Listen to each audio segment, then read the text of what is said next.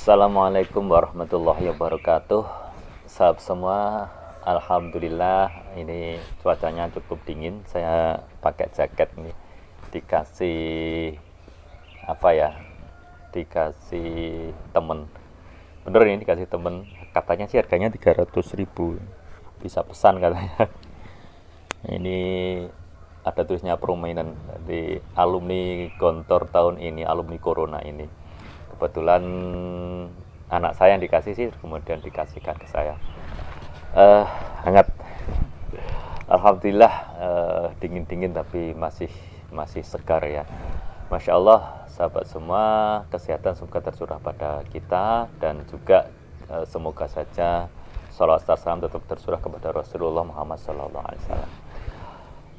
Sahabat, saya akan cerita sedikit sih tentang apa yang saya alami sekitar udah lama sih, 25 tahun yang lalu. Saat itu ya sekitar itulah, saya bertugas atau mempunyai tugas mengawal atau nyopir itu teman saya yang mau khidbah ke Tegal ya, di Tegal di daerah dekat Guci sana. Nah, kita berempat ya, saya, kemudian teman saya itu, kemudian ibunya dan kakaknya. Karena memang tempatnya jauh dan kita memang saat itu pengen minimalis lah, yang penting bisa ke sana.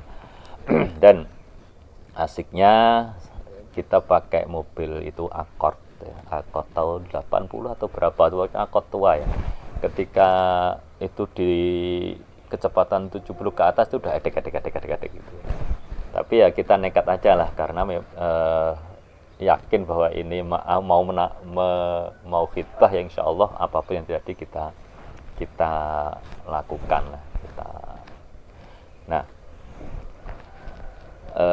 kita berangkat agak siang ya, saat itu agak siang itu, pokoknya agak siang sekitar jam berapa ya, jam 9-an ya, 8-9 kita berangkat. Aman-aman saja, berdoa berempat ya.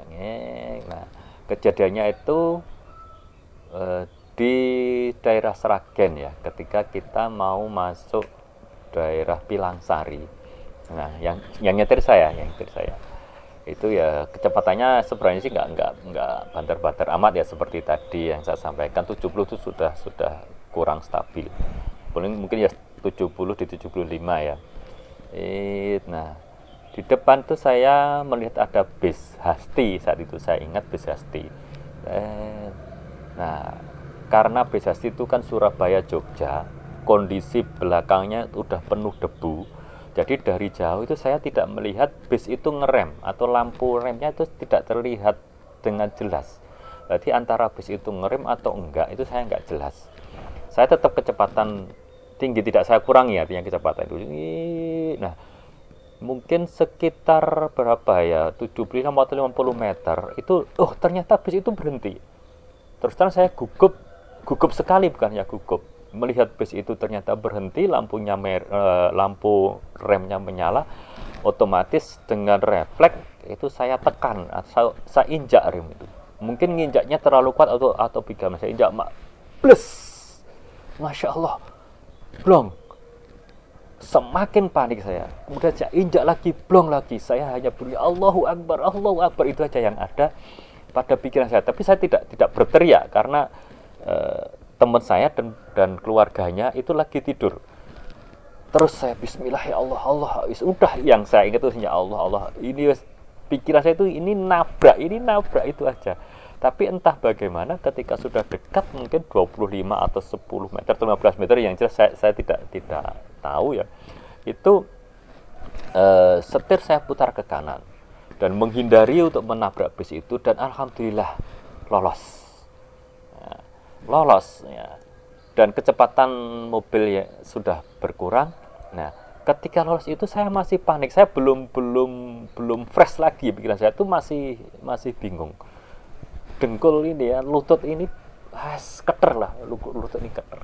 Nah, ketika itu lampu merah ternyata ya, itu saya terobos. Memang saya nggak sadar bahwa ini lampu merah harus berhenti. Itu saya terobos, walaupun mobil secara pelan. Kemudian saat itu teman saya itu bangun dan eh, meminta Gus minggir dhisik, kita minggir dulu. Sampan ngantuk ketoke. Terus minggir set, terus nyapa ditanya. Iya rime blong. Nah, akhirnya mobil berhenti, kemudian saya turun diganti teman saya dan alhamdulillah deket ya, dekat situ ada bengkel dan ternyata emang master karetnya yang di roda itu, di rem itu, master remnya itu nyeplos, kita ganti. Sahabat semua, yang saya pengen sampaikan di sini, apa yang saya lakukan itu ya mungkin kalau bahasa manusianya itu mahir nyetir ya, tetapi secara hakiki atau hakikat sebenarnya enggak lah, saya enggak mahir amat. Wong itu saya punya SIM itu paling baru setahun umurnya ya. Kemudian gini, saya akhirnya sadar yang menggerakkan tangan saya untuk memutar rem ya jelas itu secara manusia, bahasa manusia itu memang saya. Tapi saat itu terus terang kondisi saya saat itu sangat panik dan saya saat bingung apa yang harus saya lakukan. Coba kita bayangkan. Ketika misalnya mobil bergerak ke kanan, kemudian dari depan ada mobil, karena itu sekali lagi simpang 4 ya. Ada kendaraan, mobil atau sepeda motor atau apapun dari arah barat ya, Pinang Sari itu pasti terjadi tubrukan. Tapi ternyata saat itu sepi. Kemudian yang kedua, ketika lampu merah perempatan atau perapatan bahasa Jawa ini, itu saya langsung aja. Nah, tapi alhamdulillah tidak ada kendaraan yang berjalan saat itu. Saya fine aja, mulus saja melewati simpang 4 itu. Masya Allah. Dan inilah saya itu bersyukur ya Allah, alhamdulillah ya Allah, alhamdulillah ya Allah. Ini murni pertolongan Allah. Bukan kemahiran saya nyetir, bukan pikiran manusia yang bekerja, tapi Allah SWT yang menyelamatkan. Sahabat semua, mungkin kita semua atau panjenengan atau siapapun itu pernah melakukan atau merasakan hal ini, bahwa itu sudah di luar nalar kodrat manusia ya, kesadaran manusia, tapi Allah menyelamatkannya. Ini satu contoh dari beberapa hal yang sering saya alami dan mungkin saudara-saudara sahabat semua juga alami, bahwa pertolongan Allah itu nyata dan senyata-nyatanya.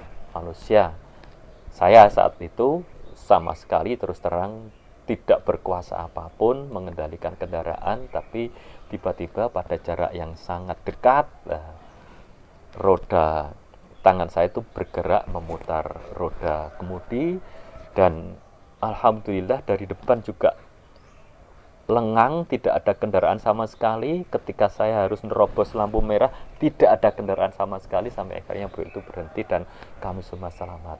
Dan alhamdulillah sekali lagi teman saya sekarang jadian, jadi sudah jadi istrinya, dan alhamdulillah dikaruniai anak satu, dan sekarang sudah menjabat salah satu rektor di perguruan tinggi ya, menjabat rektor di salah satu perguruan tinggi negeri di Jawa Timur. Semoga berkah ya, semoga keluarganya sakinah, dan sekali lagi itu tadi ya, jadi kita itu sebenarnya memang dhaif, lemah sekali, tidak bisa apa-apa, dan Allah lah yang menggerakkan kita selamat, kita bisa berbuat, kita bisa berbicara dan seterusnya.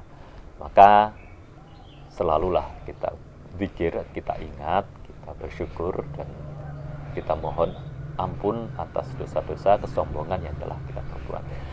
Ini ya sekali lagi hikmahnya dicari sendiri ya, dicari sendiri, pikir sendiri. Sekian, wassalamualaikum warahmatullahi wabarakatuh.